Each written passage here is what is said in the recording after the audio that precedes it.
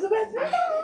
Put this on your Instagram. Happy time. Yes, I will. We have to do a picture. That's right, the marquee. Yeah. Guys. I love San Francisco. It's home. Hi everyone, welcome. Thank you so kindly for joining us. Welcome to Green Apple Books on the Park. My name is Car Johnson. I'm the event coordinator for Green Apple, and tonight I'm very happy to welcome Tayyba Kanwal as we celebrate her story collection, Talking with Boys. Let's give a hand. She is joined tonight by writer Sabina Khan-Ibarra. Let's give a hand for Sabina. Thank you so much. Thank you for coming out. As I was just telling our authors, I know this is bad weather for the Bay Area, so I appreciate you coming out despite the rain. It means the world. You could be anywhere on a Monday, and we appreciate you being with us and celebrating good literature. So thank you so much. Thank you for joining us here in person and also online. Hello, online audience. I'm waving to a camera if you can't see what I'm waving to. We are broadcasting from San Francisco, California. We open each of our events with a land acknowledgement, and so I would like to let you know that we are operating on unceded Ramaytush Ohlone land. We think that land acknowledgement requires action of some sort, so we encourage you to donate either your time or monetary means to an Indigenous organization each time you hear a land acknowledgement. Generally speaking, we direct people to the Ramaytush Ohlone Land Trust, which we have details about at the back desk.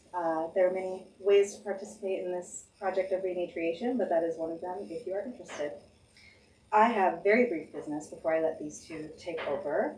Now's a good time to silence your cell phones if you have not already. I have been told that picture taking is okay, it is approved. Please don't take a call in the middle of the event, and please don't take bad pictures of our authors. That's not it. So only good pictures. Please do check out our full event calendar online at greenapplebooks.com. We have I'm a little biased, but we have a really great season ahead of us, including the event that you are currently attending. Please do, if you're able, buy books. Please do buy books from us, your hosts for the evening. I have seen people purchasing books, which it always makes me very pleased. So if you have the ability to, we always appreciate it. And if you've been here before, you've certainly heard me say that when you buy books from us, not only do you support us as an independent bookstore, you support the writers who put so much work into making these books, and you get to have a book, which might be the best part. So if you're able, we always appreciate it. Thank you so kindly. Without further ado, I'm going to go ahead and introduce the two writers who are joining us tonight. First, Sabina Khan-Ibarra is a Pashtun American writer, poet, and educator with an MFA in creative writing from San Francisco State University. A Bona alum and proud teacher with Lit Quake's Elder Project, she is the co-director of Rooted and Written at the Writer's Grotto, where she also teaches. She lives in Northern California with her husband, 2 children, and 2 cats, and is currently at work on a poetry chapbook, a new vocabulary, and a novel, The Poppy Flower. Let's give one more hand for Sabina. And last but most certainly not least, Tayyba Kanwal is a Pakistani-American writer and editor and author. She serves as senior editor at Conjunctions and as programming director at the literary arts nonprofit Imprint in Houston. She holds an MFA from the University of Houston Creative Writing Program and an MS in mathematics. She is very worldly, from the University of Oregon. You can find her at taybakanwal.com and on Instagram, Tayyba Maya Kanwal. Please do find her there and follow her career trajectory. We're excited for it. Her debut story collection, Talking with Boys, is the reason we are here tonight. Let's give one more hand for Tayyba. Thank you so much, Car, and thank you to Green Apple Books. I'm so honored that Tayyba asked me to be in conversation with her about her book, Talking with Boys. And it was such an amazing read from beginning to end. I have a list of questions that I've written, and I'm going to be referring because I'm a reader, so I need cues. So I'll be looking down a little, but I'll be asking you. For those of us, for those people who have encountered Talking with Books for the first time or are just getting introduced to it, how would you describe the book? That's a nice and broad question, and I'm going to get right into it. But first, thank you, Car. Thank you, Green Apple. Thank you, Sabina. I couldn't imagine sort of a better person for this conversation. I was so excited you said yes.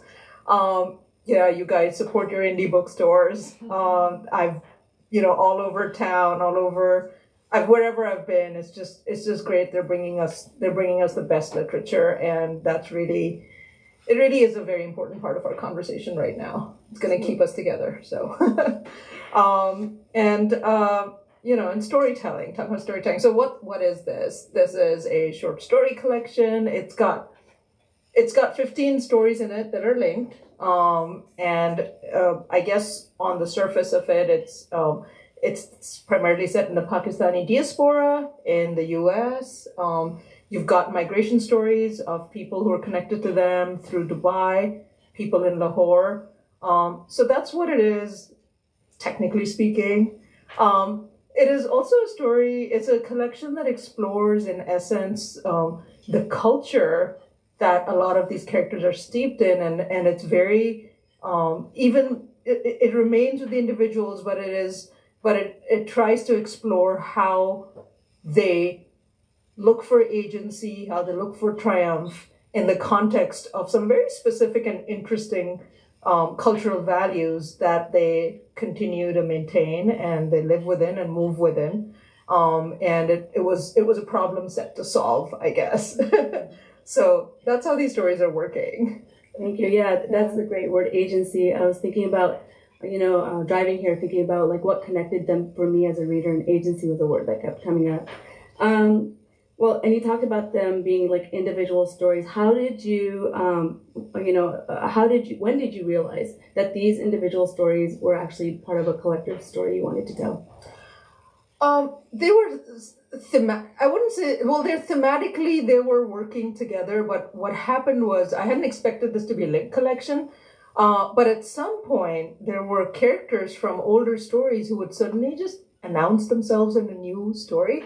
They would show up as a child, or they might show up as a grandmother, and they, if you write fiction, or just as a writer for me, you get to know a character so well that if they pop up again, it's them, and they wanted to be there, and so at that point, it started to become a linked collection. And it's very sort of culturally appropriate too that they would show up. It's kind of like, you're off on this date at this cafe and your auntie is gonna pop up there completely unexpectedly, or this is how it is within the culture. So I think just, the world of the geographical world of these stories is vast, just spanning so many, like it's going all the way across the world, but the community is small, and it gives me a lot of joy because I feel like that's the essence of Pakistani communities. They're so connected, and it doesn't matter how far apart you are. It's a tight emotional grouping. Absolutely, thank you. So before we go on, I did want to ask you if you want to read a little bit now that we're a little bit situated. Yeah, thank you. Absolutely. Okay, so I thought I would read from 3 different stories, just the openings, to give you a flavor of the different locales that these stories are set in. So I thought I'd read one set in the US, one set in Dubai, and one in Pakistan. And so let's see which one to start with. I might start with the one that's set in Dubai. And it's a story called Huma and the Birds. And since I'm just reading it from the beginning, it doesn't need an introduction. So, Huma and the Birds, Dubai, 1987. Everything was gold and mirrors here in Dubai, and loomed over Huma, as if she were but a mouse. She didn't wonder what part was real and what wasn't. All of it glittered blindingly. Sometimes she had to look away from the opulence of her employer's house because it embarrassed her the way nakedness would. To think that little mother, her stepmother, had sold her own gold bangles and nose ring to pay the recruiting agent back in Pakistan so Huma could come here to wash marble floors flecked with gold, wipe down gold filigree banisters. At Huma's new job, 1 bus ride and 1 flight, but many worlds away from little mother, she tried her best not to make eye contact with the man of the house, Mr. Suleiman. This was because Madam, Mrs. Suleiman, had told her not to. As the new housemaid, Huma was also not to talk to Fazl, the Pakistani gardener, because Madam had said she wasn't a matchmaker. She needed her house taken care of. A 10-room beachfront villa was not for the faint-hearted wife or distracted servant. Madam had learned from her experience with her last 4 maids, one from Sri Lanka, one from India, and 2 from Bangladesh. So, Huma was not to leave the house unless transported by the driver to a pre-approved location, not to head to the servants' quarters before she was dismissed for the night, not to show up in the kitchen a minute later than 6 a.m., not to make international phone calls more than once a month, not to scold the 6 children for any reason ever, not to understarch Mr. Suleiman's shirts or robes, not to overstarch Madam's ankle-length gowns, not to clean Mr. Suleiman's study, not to ask who or why, not to overeat, not to cry. She was to note how Teresa, the nanny, was trim and stalwart. Madam thought, Hindi girls, her designation for those from any part of the Indian subcontinent, could learn from the Filipinas a thing or two about presentability and stoicism. Okay, I'll pause there. That's the start of Huma's story. Clearly, she's got a lot of not tos to contend with. I might hop over to the one set in Pakistan. I'm going to read this for my beautiful cousin Munaza here, because she said she liked the story. And it's called Meher. And it's the story of a girl. Well, it's a magic realist tale, and I'll let you figure out the magic realism part of it, but I'll read the bit where she's just starting to understand this space she's in. She's 13. Her father has asked her to put on a burqa, a full black burqa that covers her from head to toe, and she's struggling with that. She has been left by her father as a punishment. He didn't take her to a wedding that she would love to go to. So he's left, and she, for the first time, she looks at it. And so we're going to see what happens. Her father left without her. He hung up the burqa by a nail by the front door. It was a reminder, he told her, of who remained in charge in that household. She lay on her cot and stared at the burqa swaying in the slight breeze from their open casement. As the sun traversed the sky, she watched the shadows of the bars in the casement slither across the bare cement floor. At the hour the sun began its descent, she thought the burqa beckoned to her. She got up, feeling hollow-boned from not having eaten all day, and slid the fabric of the burqa between her fingers.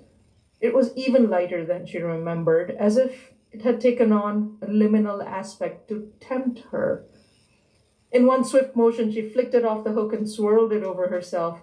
Except for the weight of the cap on her head, she had a sense it disappeared, taking her with it. In this state of lightness, she opened the door and stepped onto the rooftop. Over the ledge, she observed the scrub-pocked hinterland stretching to the river on the horizon, wondering what the creatures of the marsh would make of her. Perhaps her mother was one of them now, she thought. Her father used to point in that general direction when she asked him as a little girl where her Ammi had gone. The afternoon call to prayer rang out from the town mosque.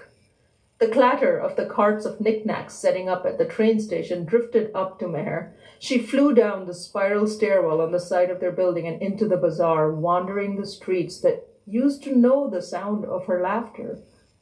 When the corn lady didn't offer her a stubby cob, and Chota didn't call out to her to join him in flicking pebbles at the passing cars of a train, she knew this afternoon she was nothing but a pair of dusty sandals. She got on the first train that pulled up, sliding in behind a woman with a basket of pakoras and newspaper packets. In the crush of boarding, even the brush of a hand on her back or her arm was absorbed by the barrier of the fabric so that the touch lost all sense of intention and caused neither her nor the accidental toucher any chagrin. She stopped at the very next station to breathe the open air. Swiping a packet of onion pakoras, she boarded another train heading back. Rode past her own station and explored a bazaar of second-hand trinkets 2 stops down the line. At a jewelry stall, she thought she saw a pair of silver earrings, so like the ones her cousin had bought for her, that she was certain her father had discovered hers and sold them off. In a rush of rage, she boarded a train back to her own station. She could not remember a day in her life when no one had offered her anything or told her to get out of the way. All afternoon, people had swerved around her in silence, holding their things and their thoughts to themselves. Nobody asked her who she was or where she came from or where she was going. No one knew whether she belonged or she didn't.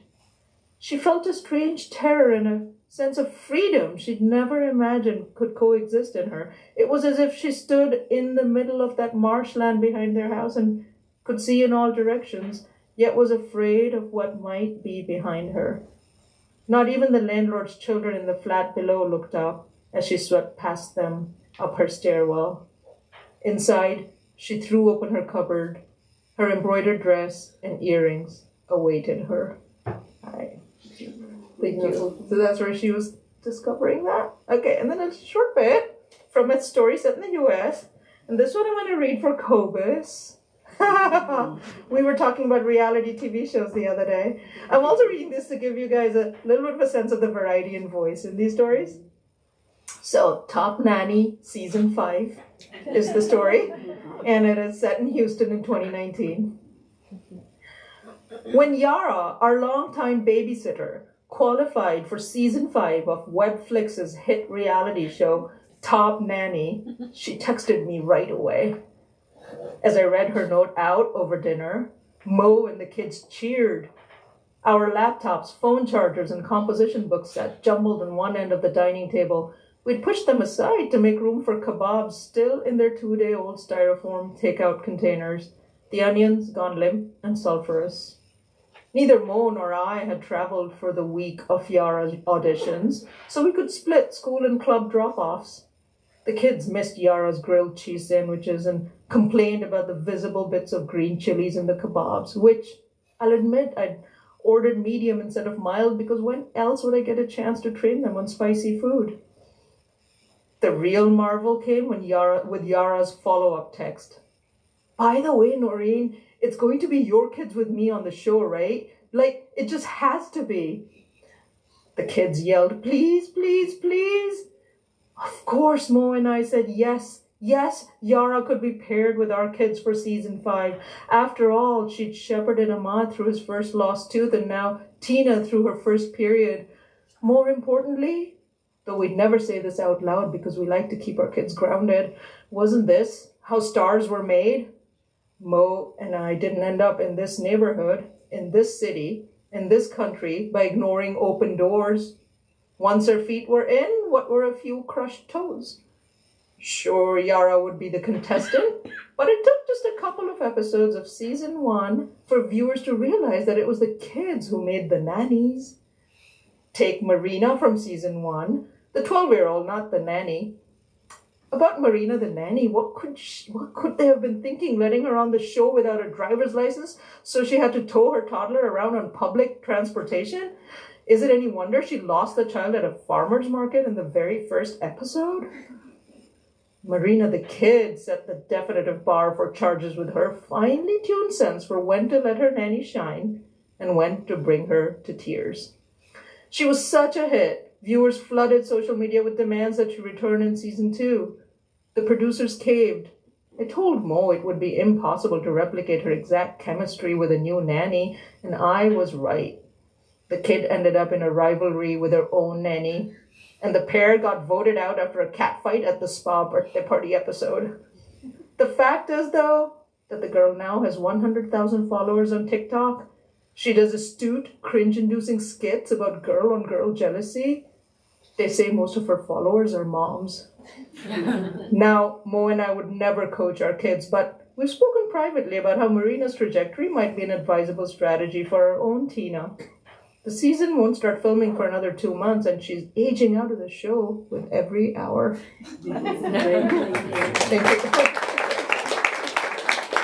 I love this section you chose. The first one, like, really tells us about the language, the knot, the lists of knot, the cataloging, and then the beauty and the enchantment of the second voice, and then the humor in the third. What I wanted to ask you is, across this collection, sometimes when we see these collections, they're usually connected by place, they're connected by a single character. What was the connection or the theme or whatever thread that connected all of the stories in your book? I guess on the surface they're connected by people often showing up by these journeys. But I think more than really what's making them link up from one to the other. I had this really fascinating realization as I started to structure this collection, which was the reason I loved these people and enjoyed them showing up was, and this became my organizing principle, was a sense of irony. So I say the organizing principle for my stories is irony. And I want, once you've gotten to know a character, I hope when you meet them again, it deepens the collection for you, maybe makes you a little bit sad, or surprised. Yeah.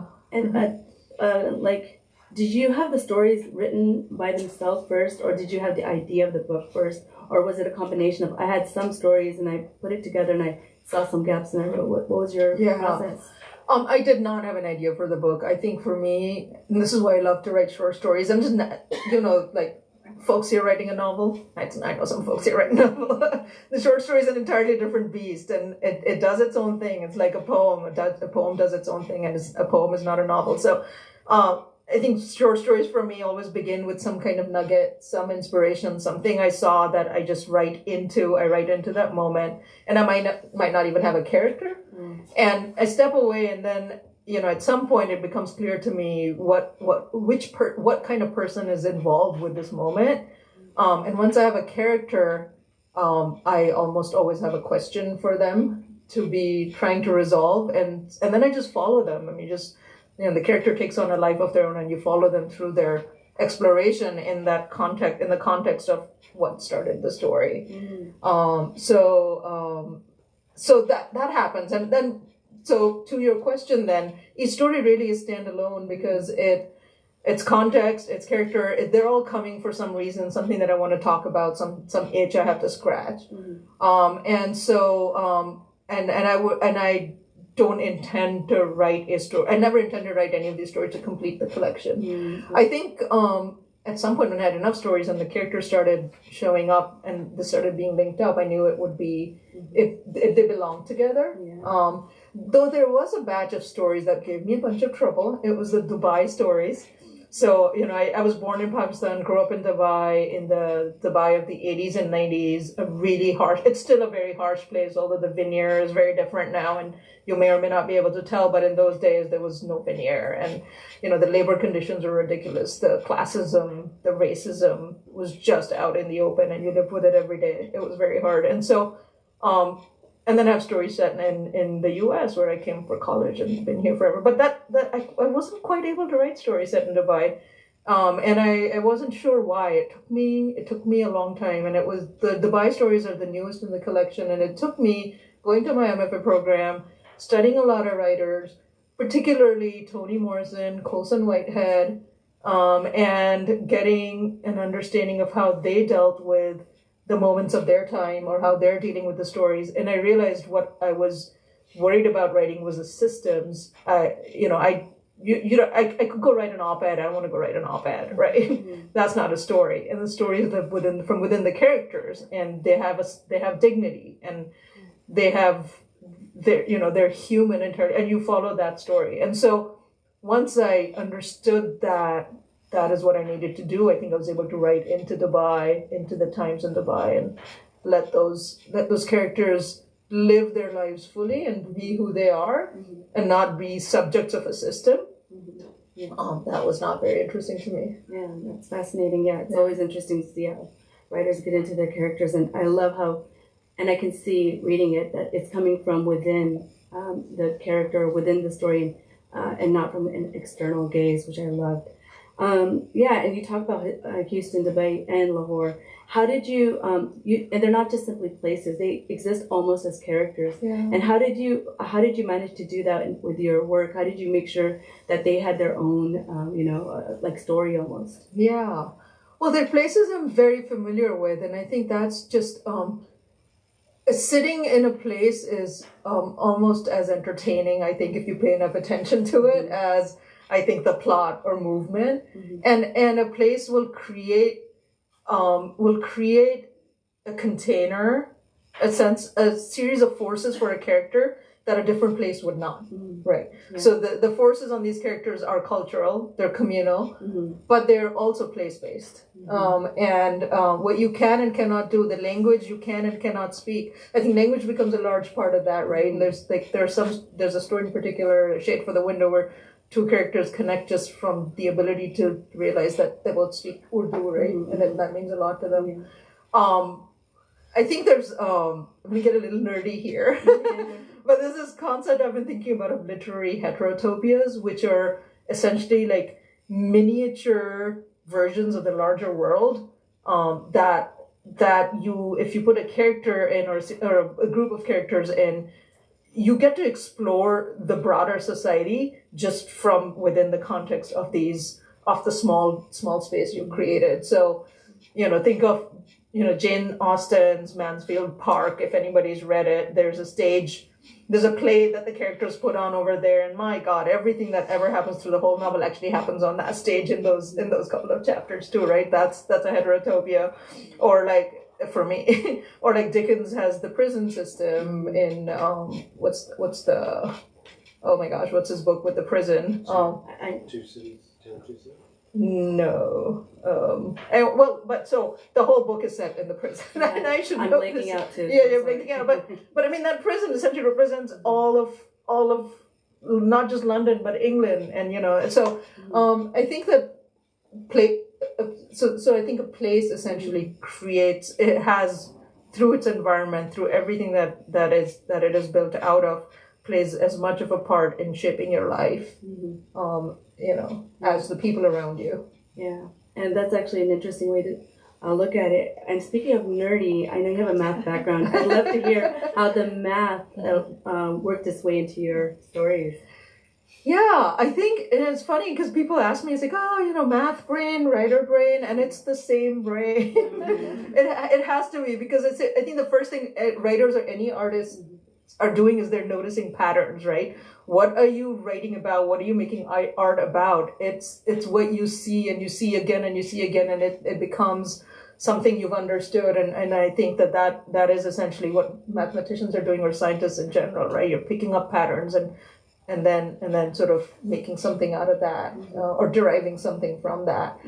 I think more particularly for me, I do have like a knack for shapes, and I think shapes of stories are very easy for me to work with. Like I feel like I can understand the shape a story is going to take, and this is independent of its chronology. It's the order of information reveal, and it just kind of makes sense in the way it needs to come out, and that may not have been necessarily the order that events take place in, technically, if you unwound the story. So I know some of you have read these stories, and I'm hoping sort of the jumping around chronologically did not confuse you, because the information reveal was working, right? And so different stories just need a different shape, and I feel like I can, as an editor, I can see that in stories I'm reading, and when it's not working, you drop that shape. Or in my own stories. Yeah. So I have a question. Do you see the shape? I think you maybe have answered it. The shape of your story first, and then you write it, or do you just kind of free write and then chisel at the end? I think it's kind of a give and take, but at some point it becomes very clear what it needs to be, right? I mean, sometimes you've got something exploding out of like a moment, right? And you've got the fallout, sometimes you just got a straightforward linearity. I think a writer who really, I have to call out as an inspiration, is a Pakistani writer, Muhammad Hanif, and he did so much for me in my writing, because one, he freed me to tell stories about Pakistan and Pakistanis without fear. He is fearless. and he says what he wants to, and he says it with humor, and he says it boldly, and he's still walking around, so maybe I'll be okay too. But he's great. But what he did was he has this book called A Case of Exploding Mangoes. Have you read it? Yes, I have. Oh my God, it's so brilliant. So it is essentially, it takes the assassination of a dictator, a Pakistani dictator, General Ziaul Haq. Some of you may or may not know about that moment, but this is back in 87, I guess, when he was killed. The American ambassador, he was on a plane, American ambassador. I mean, everybody important diplomatically, everyone's on the plane and everyone died. And the one theory goes as that a case of mangoes had been loaded onto the plane that exploded. And what he does with that novel is he builds up like 7 or 8 theories for how that case of exploding mangoes would have made it onto the plane. And so, you've got his novel shaped like this, all resulting in this final explosive moment. And, there's like an army guy who hates him. His wife hates him. The agricultural folks hate him. Like the feminists hate him, right? And they're all plotting to get rid of him. And it all builds up to, and no spoiler, we never really know who loaded the mangoes. Yeah, that's a great story, actually. And that does I see the fearlessness in your stories too. And I also noticed that your characters, the irony and humor, even in the stories that tend to be heavier, you have that sense in the stories. How do you decide when humor belongs in the scene, and when do you, how would you know, okay, this is like not the place to put it? Do you have like a secret formula? I just laugh out loud when I write something funny. I don't think I'm actually trying to be funny, but I think I finally figured out after being asked this, I had to think about why, how that happened. And I think what it is I think it's when I lean into the absurd moment, that bit, where you're in a situation and then you think, no, I'm a normal person, I'm not going to do that thing. Well, let my characters do the thing that I would really just have loved to do. And so I think that when you read that, it can be pretty funny. I think that's often what's happening with the humor. I think there's a lot of just punning and people saying things to each other. There's language play that I am just having fun with. It's been fun. I've reread some of these stories and I laugh again at the same time. I don't know if you guys are laughing at the things I'm laughing at, but we are. But speaking of naming, I know that your that names play this book is super very intentional and purposeful. Even the naming. Do you want to talk a little bit about naming in these stories? Yeah, names are huge. Names are important. I think names are culturally important too. There's a sense in the culture, we were talking about this, that your name is destiny in a lot of ways. You can think of it that way. I definitely felt that they were important to my characters, and you may not know what the name means, and so that's fine. But like the rest of the language that's in this book, there are layers of Urdu that you'll pick up if you know Urdu, and it'll make the story richer for you. And then maybe you don't pick it up, and that's fine. The story's still working pretty well. And so the names are kind of working the same way too, often with the characters' names and what it means about, Huma literally means bird and is a kind of bird. And so Huma and the Birds is about these caged people in this golden cage in Dubai, essentially. So there's some of that. I have Amal opening the collection and Zoya closing the collection. And that was literally A to Z, because why not? Although their names are meaningful to the stories too. But there are a couple of stories in which the names are very specifically part of the storytelling. So one is the renaming of Tuti Sarak. That's definitely about a town whose main road gets named and renamed, and Tuti means broken, and by the end of the story it's called Bhatki Sarak, which means the wandering road, which you might think is a triumphant end, but not really, because they're just lost souls. And so it's a story of a town, and people get named in there, and they take or accept those names or not. People feel lost when they don't. There's a child in here, Chota, you heard me refer to him in one of the stories, who doesn't have a name, but somebody, he's just got this nickname, which means little one. But another character finds his name and tells him what his name is. His name is Asad. He was named Lion by his mother. And so that the child's life trajectory, I hope, changes after he learns that about himself. Yeah. And that was really powerful, that scene. Oh yeah, you got it. Yeah, it was. And especially, I think I talked to you and you told me to look, like, before I started the stories, or I was early in the stories, you said, watch for the names. And so then I was really intentional about reading. I really liked how unapologetic you were about putting these, like, names in there, and, like, there was no fear. You put these names in, and if you knew what they meant, it was great. Otherwise, like, they still worked, or you could do your homework and look it up. I really like that about it. So looking back, what changed the most as you revised the collection? Was it, like, I know there's revising going on, like, was it the structure, the voice, was it the endings? Like, was there any changes that were happening? Okay, so my stories their openings never change, almost. Like, the first line is usually the first line. The narratorial voice is usually the narratorial voice that sticks with it, because a story just comes to me with a storyteller's voice, and that's a very particular person, and they're telling the story, and they're going to continue to tell the story. I think sometimes I've had to, the endings haven't changed, but I've struggled with discovering the endings. I think what has changed, and I think this has helped me improve these stories, is because I'm so close to the characters, I'm in their heads so much that it's almost like I feel like I don't have to explain their choices or what they're doing. And so it's almost like myself, like, I don't have to explain what I'm doing. And so I end up skipping over thought processes and interiority in my first drafts. And this is where my writers groups are so important, right? And, like, read this, guys, and all I want to know is what's missing, right? Like, what didn't make sense? What did I jump over?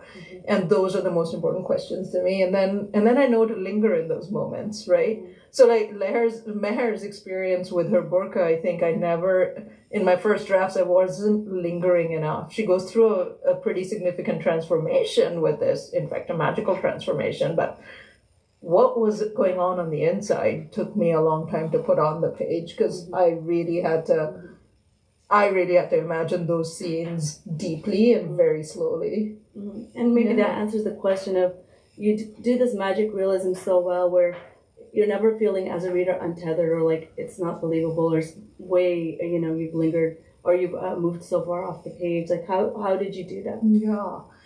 I think for me, magic realism in these stories, so it's not fantasy. Yes, it's magical. It looks impossible, but what it really is a physical manifestation of a psychological state.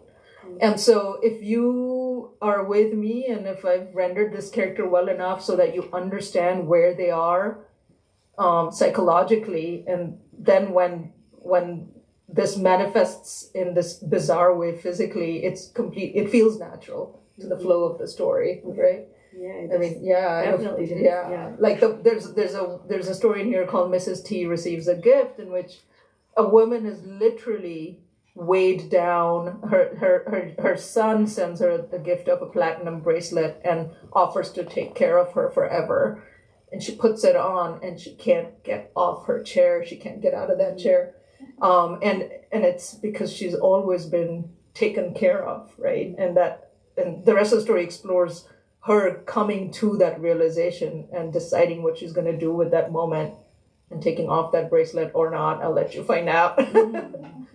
Yeah. It's just great, like, seeing the different characters and the way that you decided as the writer to put in the magical realism or not. Yeah. I wanted to see if does anybody have any questions for Tayyba right now? Anything, if you've read the book, if you haven't, you're just, yes. I had a question. Knowing you personally, outside of, like, your geographic locations of the stories in this books, how much of your own personal life experiences have tied into the short stories, if at all? And can you expand a little bit upon that? Like, whether it's real experiences or feelings or moments in life. I think many of us in this room know you as well, and maybe they recognize some parts of certain characters and certain people. I was just very curious. Yeah. Nobody in this book is anyone specifically. I also love to say, and I feel like it's really true, I feel like every character, no matter how secondary or peripheral, is kind of me. Like, I'm just acting through them. These are I understand these people so well, it's almost like an extension of myself. And so I'm really fond of these characters. I think other than geographical, what is really deeply a part of this is this was an exploration for me as well as my cultural understanding, right? There was a question I was trying to explore in particular about how do people find agency in circumstances that look distressing, but honestly, I've always seen people in our culture kind of hang in there and make it through, especially women, right? There isn't this urge to burn it all down and run away. And I'm like, why are women not doing that? Or why are, men who are like being forced to, I don't know, whatever, carry on their father's business when they would rather be, why do people stay?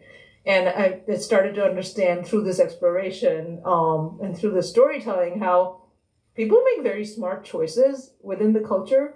You pay attention to what you value, and perhaps you sacrifice some things, but it is in service of holding on to the things that matter even more. And so being very smart about that is very much part of this culture, and I'm writing into that a lot. I think the other aspect is just being very smart with using the system to your own advantage. I think people do that, right? And there's ways to do that. So in the very first story, the girl who ran, right, this 18-year-old runs away. She needs to get away from her father, so she gets married. To this guy, that's a whole story. But what could be more boring than getting married, right? But she does that, and so she uses the system to her advantage. There's a lot of that going on. So I think it's, if you ask like how culturally steep these stories are, I think they're really, for me, it was an exploration for me too of how do these systems, how does this culture operate, and how do people feel empowered within it, and what are its beauties and strengths, and challenges. But it was never really, challenges are everywhere, right? But how do you keep going, I think was the question. Mary. I'm a scientist, right? And so I'm going to ask you about the research for it. So a lot of it sounds like it's coming out of your experiences or just imagining yourself in these different situations from within your cultural context. But did you have to go also out and go do research to say this train station looks like this, or this Lahore airport looks? Yeah, I did. I had ideas, but I think a lot of like imagery really helps. Although a lot of it too was really just imagination, so much fun. I think one of the stories I did the most research for was, like I said, the stories begin with nuggets. And so the story Melly and the Saint of Horses, there's a Pakistani folktale called Soni Maiwal, and it's set in a community of potters. I was always fascinated by that story. I didn't want to do a direct retelling of that tale. It was a love story between a man and a woman who come from that community. And I just ended up going into the Smithsonian online research publications about pottery in Pakistan. Like I stumbled on this thing, and it took me from the north to the south of the country and explored the pottery culture. I read this whole paper. It was incredible. But one of the coolest things I found in it was that there's a book called The Potter's Book. That's literally the first line of the story. Like, there's a book called The Potter's Book, which is essentially, it is their guidebook, it's their Bible essentially. It's the Word of God, and telling potters how to do their thing, do their work. And so I think once I found that, I knew, talking of a nugget, but then finding the real story, right? The nugget of inspiration was a Soni Maiwal story. So you've got a love story between two potters here, but what it is about it on another level is like truth seeking and treating a book literally. I think there are many contexts in which we're asking those questions now. Our political context, our religious context, right? And this main character in my story is just challenging his father, who's the Ustad Potter, about how literally to take that text and carry it forward. Yeah, power. So, do you think, let's say someone's reading your book, and let's say someone is familiar with both the cultural and or the religious components that you touch upon that might, these stories might draw upon.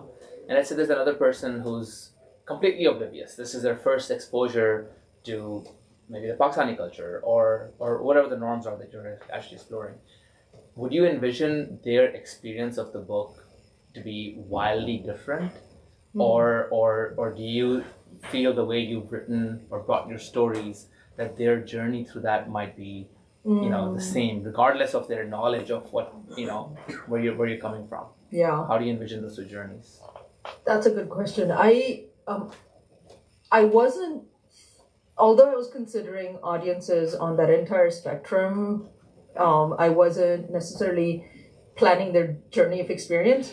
But what was really important to me was that, and Sabina, you said this, right? If somebody from within the culture reads these stories should feel just as true. I did not want an outsider's gaze on this culture, and it was very important to me to not make this feel like we're being looked at. That's not it. These are just stories of people that have a certain context. This could be anything, any context, and are you gonna enjoy this, whether you know that context intimately or whether you're coming at it from the outside? I think one of the challenges though then is like, how much do you explain? And I think the minute you start to explain, you cut off the people who are already familiar. So that was a very careful dance I had to play, and I did not explain, right? And the reason that worked though, even if you're not familiar with the culture, is if you're with the people, I think human actions, regardless of context, our emotions, how we react to each other, are something I think we can all understand. And I think, again, for me, because these are deeply character-driven stories, you've got a father, he's upset at the table, he could knock off a plate of sandwiches, or he could knock over a bowl of samosas, and it would be the same father, right? And so I think it's that action of his that matters in the moment. And I'm hoping, if you don't know the culture, you kind of had fun with it, right? Or maybe understood something about it. So yeah. Well, I think also what I think is that the minute you start explaining, it does something to the story. You're no longer in the story, you're kind of pulled away. And so I think you do it well by being, your specificity, your imagery, the moments, the dialogue are so authentic and real that we feel, I think, Maxine, Kingston, like her work, there's no explanation. It's just that world. You enter that world and you feel like you're immersed in it, you're part of it, whether you're part of that culture or not. And if I don't know anything, I Google it. Right. But otherwise, I feel like not explaining keeps me within that story and in that world. So that to me is as a reader, that's what I value more than you explaining it to me. Yeah. Yes. And yeah, it definitely felt like you were not, it was not an external gaze, it was definitely from within the culture. Oh God. Yeah. What I heard, you were going to be in conversation with me, I'm like, Sabina's going to be judging the story. Dissecting all that. Yes. Let it not be explained. Yes, that's great. Thank you. Yeah. Thank you. Any other? Are there characters or stories that you wrote that were left out of the book? Yes, there are. It's sad. There are two stories that couldn't make it in. I think, there's a huge variety of voices in these stories. The narratorial voice belongs to its time and place. You've got like a story set in 1950 in Pakistan. That narrator is speaking and you hear them. And then we heard Top Nanny, and that is not the same narrator, These two stories were set much further back in time, and their voice was almost so mythical that it became disjointed. Like I had one story in 1850. Now, I do believe those stories belong. They provide a certain content, and they connect up. They belong in a connected way, but not in a voice. I was like, that would be just too disjointed, so I had to leave them out. So more to come. More to come, yeah. This is part two. Yeah. Can you tell us why you chose the title Talking with Boys? Talking with boys. You know why. Yes. You know why. Yeah. It is, you're not allowed to talk to boys as a Pakistani girl, as a Pakistani Muslim girl. It's funny how simple, how plain, what a simple thing it is. But it forms the nexus of all your social behavior as you're growing up. It's about whether or not you're the kind of girl who talks to boys, or if you get caught talking to boys, what happens to the trajectory of your life. So it's so it's very meaningful from that perspective. But I don't think I would have directly just kind of done that. I'm glad I got the opportunity to name it that, and now it works. But there's a story in there called Talking with Boys that several of you have read. In that story, it's a pun in that there is a young woman who is nonverbal, and I was really exploring how people with disabilities struggle within the culture, with their families, and this young woman, because she's nonverbal, it's assumed that she can't, that nobody bothers her because she couldn't possibly be talking to boys, right? But she's the one who gets away. So yeah, and it just felt like such a good fit. Yeah. That was surprising, but yeah, great story. I like it was right in the middle. Oh yeah, that's right. Yeah. Yeah, Marie. Can you talk about the cover art? Oh, the cover art, so much fun. You guys work with a publisher who will work with you. Yes. It's got this is by a Brazilian artist called John Fritz Obers, and he lives in the rainforest of Brazil, and he is a lot of his work. He is he empowers women. It empowers. He likes to think like that, and a lot of his work is doing that.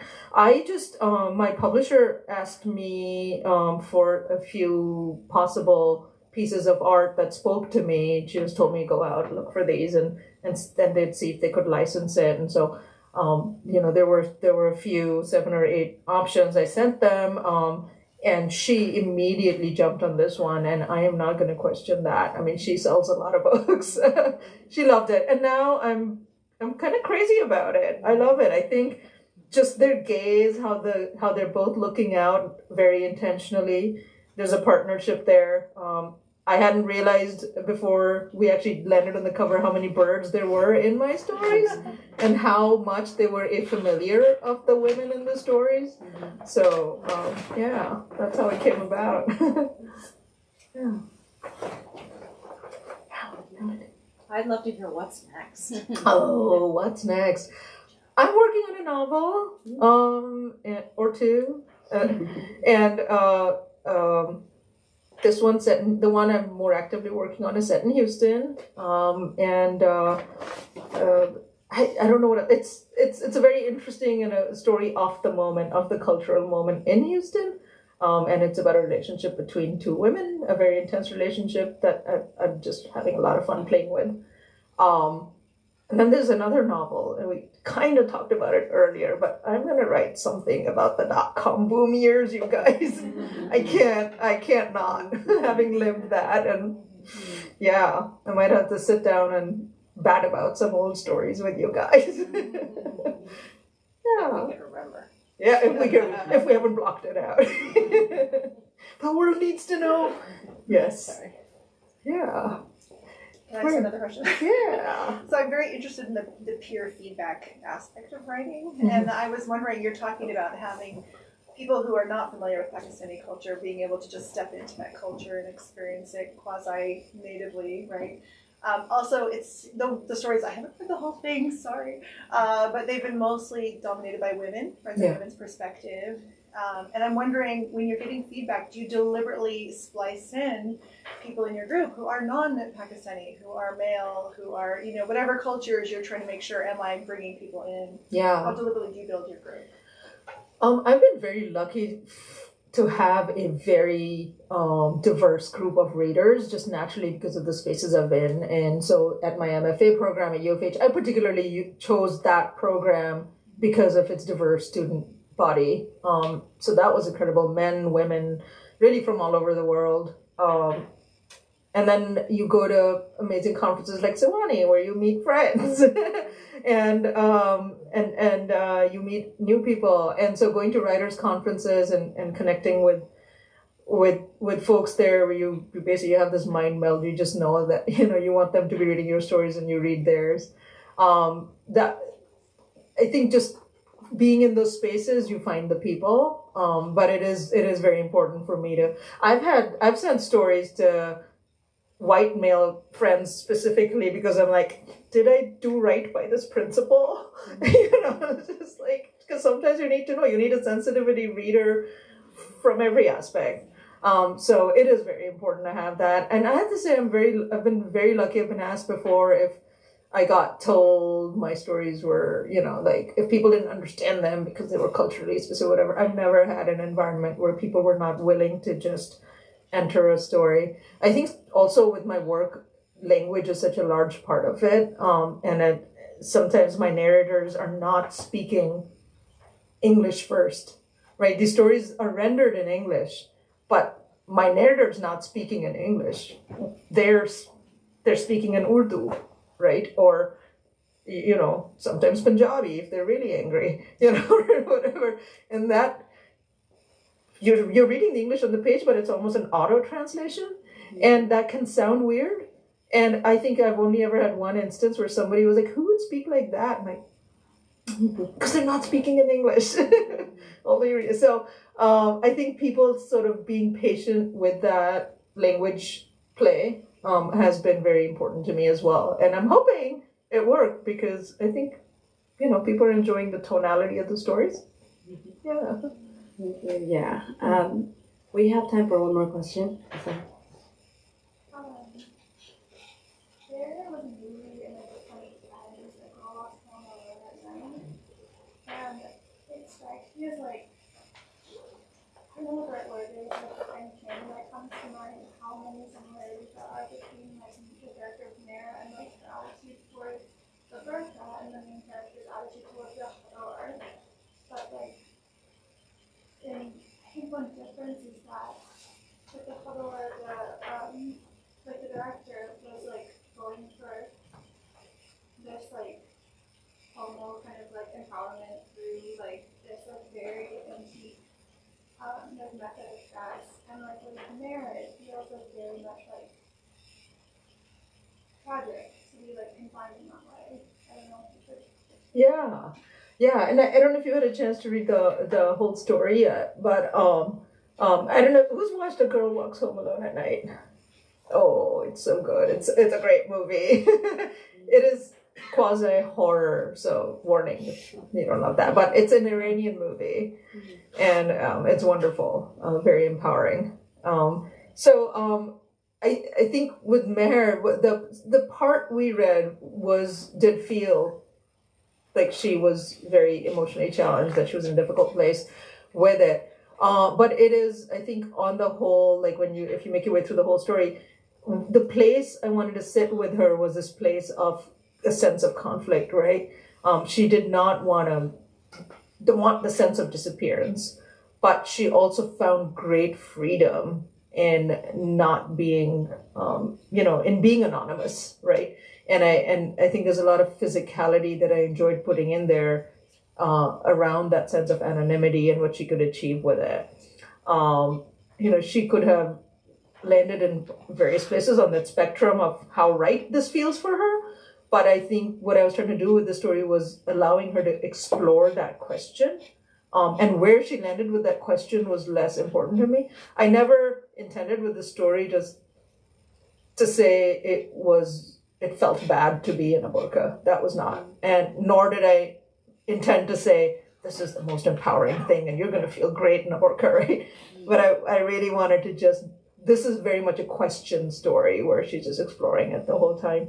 And it was very interesting to write and to be in that space. It was very magical. And she ends up, it's a magical story. I think too, in this story, her relationship with her father, I just had so much fun with. And so I hope you read it and poor dad. But that was really fun to explore. And I think I also got a sense of joy as much. I love my dad. I think if you ask me if there's anything real in here, right, my dad and I went back and forth a lot. He wanted me to wear a headscarf and I was like, no freaking way, but he was disappointed and I knew why he wanted it. And I always felt bad that he was disappointed. And I think that was an emotional thing that I want to explore as well. She cares for him and she understands. He's a good guy. He's quite a sweet guy. So he doesn't deserve to, Yeah. Yeah, I mean, I definitely felt the complication Yeah. of emotions, and I felt it was complicated. You didn't just simplify it, which I loved.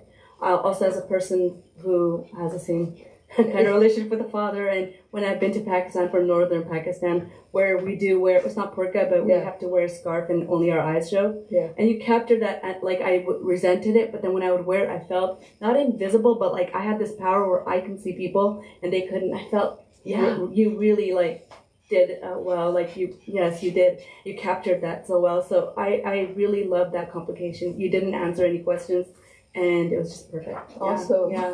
Thank Just you. to speak from that to that. Yeah. Thank So you. thank you so much, Tayyba, for this Thank you, amazing guys. conversation. To all you guys for being here. Thank you for coming. Hard, thank you. Yes. Please, guys, support Green Apple. Yes. Yes. Buy a book. Buy a book. Many books. They've got lots of great books.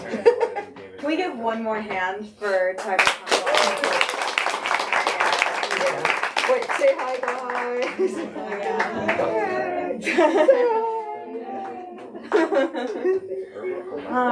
Thank you so much. This has been such a treat.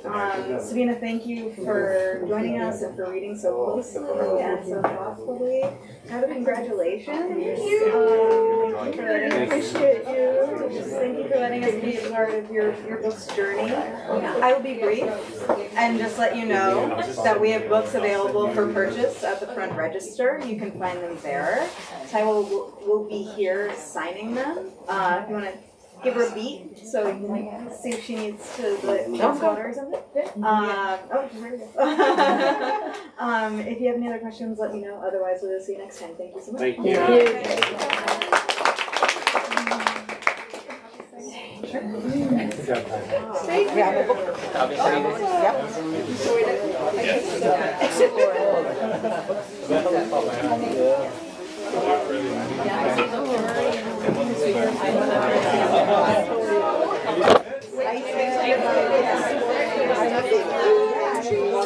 Yeah. Well, Jack did basketball for a couple seasons. Those are some of the words. Stay in touch.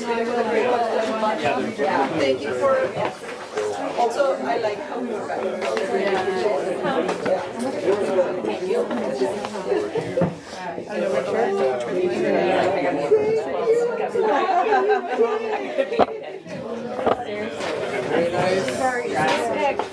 I know. So, She's gonna sign this next one. Yeah. I should sign that. I asked one time. Yeah.